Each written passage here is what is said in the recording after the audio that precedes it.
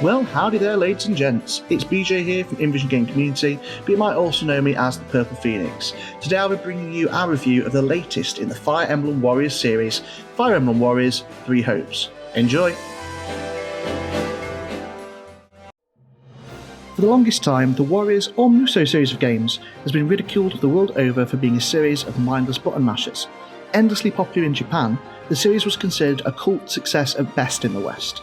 That's not to say the series itself was bad. On the contrary, the concept of slaying literally thousands of enemies as one of a huge roster of Japanese legends sounds fantastic, but unfortunately many of the early games were prone to a sense of repetitiveness and awkward controls.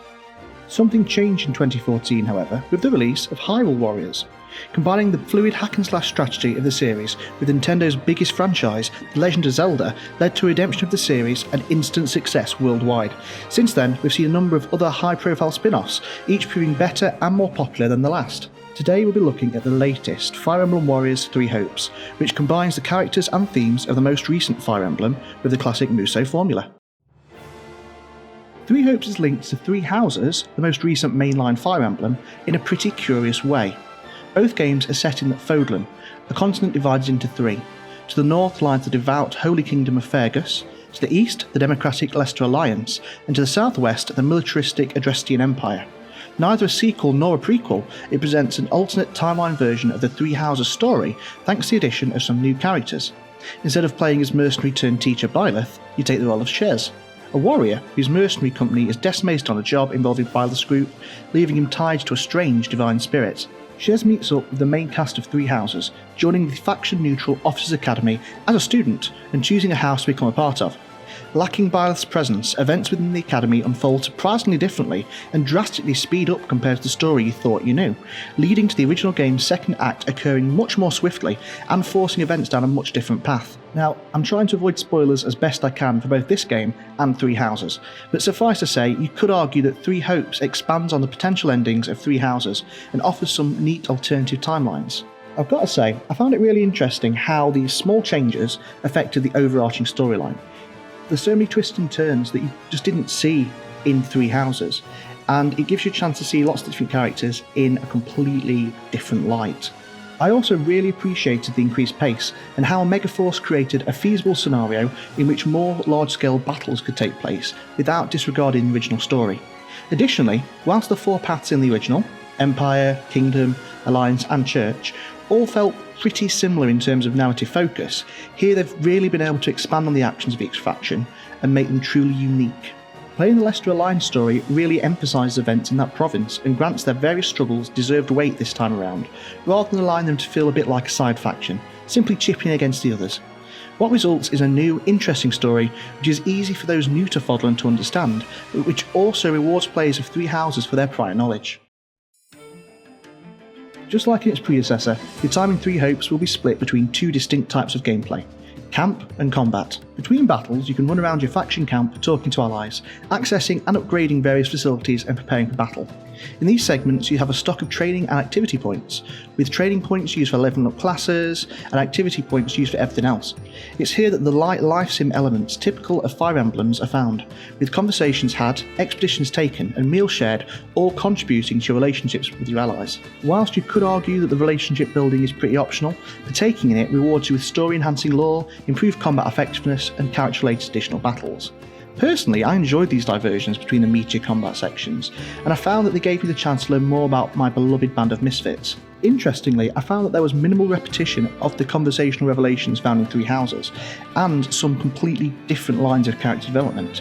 This means that despite the fact I'd done this before with the same characters, I still learnt more about them and was able to see them in a whole new light. There are also some basic management elements within these sections. Collecting supplies and upgrading facilities both give you an edge on the battlefield, and I enjoyed being able to choose how I wanted my army to develop throughout the campaign. As a little hint, I definitely recommend prioritising upgrading the Tactics Academy whenever possible, or at least as soon as it becomes available, as the tangible upgrades it gives characters really matter long term. Overall, these sections are very similar to those seen in 3 Houses, so if you hated those, you might not be a fan of these either. I would however suggest giving them a chance though, as many of the more tedious elements have gone, and have been replaced with simple, straightforward quality of life upgrades. For example, running around to do what you needed to was often tedious in Three Houses. Here they've added a quick travel menu easily accessed with your R bumper, allowing you to jump across the map to whoever or wherever you want instantly. It's also within this camp that you are able to level up and customise your characters. Characters have independent levels for the purpose of improving stats, but alongside this is a flexible class system which modifies how each unit plays. You can increase your mastery in a given class through training or battle, and doing so rewards the unit with permanent skill and ability unlocks, which can then be transferred to other classes, therefore allowing for a huge amount of customisation. Add to this the random additional effects found on dropped weapons and the ability to upgrade them at the blacksmith, and you have an incredibly flexible and rewarding system. My personal favourite build so far has been building Lysithea, the typical mage character, into a sword-wielding assassin. What she naturally lacks in strength she makes up for in magic, so by equipping a weapon which scales her damage with magic instead, a slottable ability which adds dark damage to her class abilities, and her unique dark afflicted magnetising ability, I'll be able to turn her into a quick, lethal character with a surprising amount of crowd control. Equally, you could simply spec her into a warlock, but where's the fun in that? We'll be taking this now. I'm not a child. I guess we'll attack here. Being a Warriors game, it's unsurprising that the combat involves carving a path through thousands of enemies on the way to overall objectives. Three Hopes has elevated that loop in a number of interesting ways, which really improve the tried and tested formula. Fighting consists of chaining together light and strong attacks in combos, with the addition of a strong attack after a certain number of light ones releasing a more powerful move. I mean, you could simply mash Y and just pray, and you'll probably still do well, but by choosing when to end the combo carefully, you can really up your chances. As an example, the mage classes seem to release attacks of different elements depending on the length of your combo and when you press that strong attack button, which subsequently changes the element of attacks. Each class has a special ability, and some even have their own unique active ability.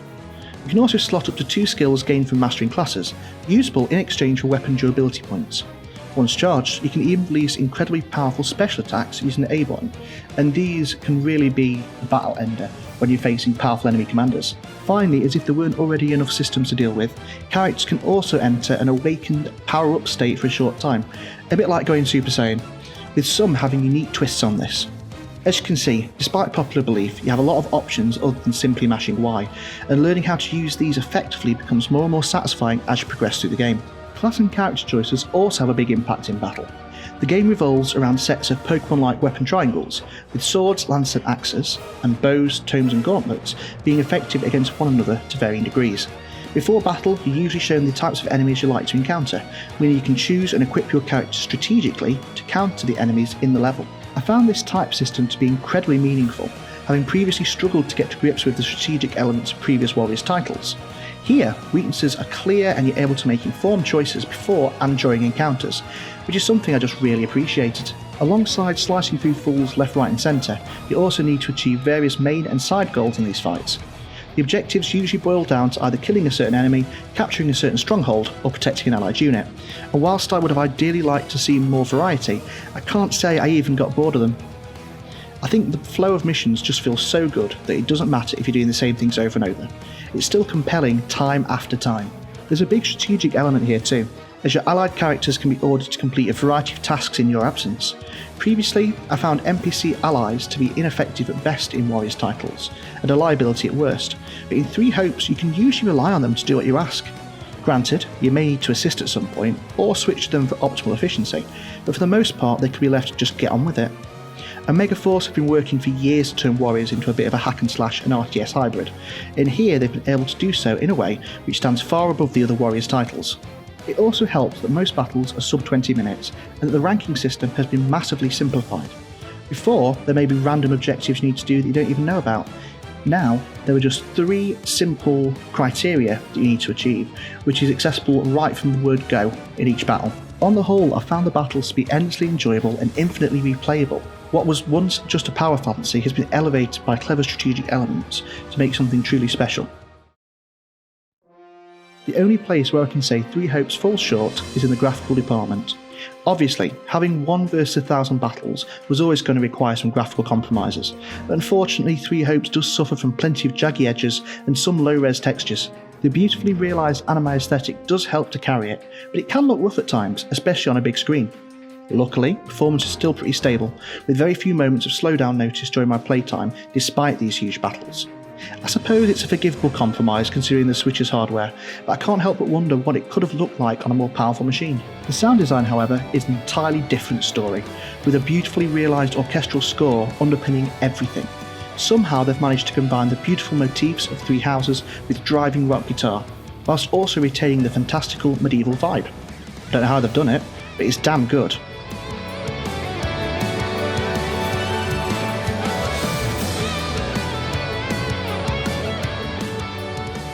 Voice acting is also generally great despite what we'd usually expect from a Dynasty Warriors spin-off, and I don't have any complaints about the other in-game sounds. It's just all been done incredibly well.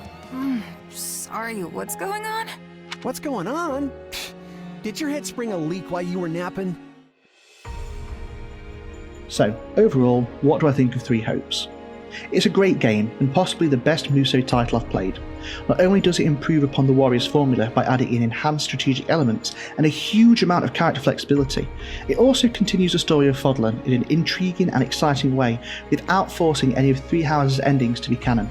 By combining the best of both worlds, Omega Force has created something truly special here that simultaneously stands beside Three Houses as a partner piece, but also holds up on its own merit.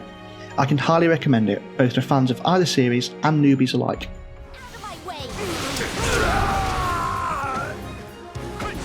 I'm going to give Fire Emblem Warriors 3 Hopes a solid 9 out of 10, thanks to its exciting and compulsive gameplay, its excellently paced story, its endless character customization, and the fantastic score that underpins everything.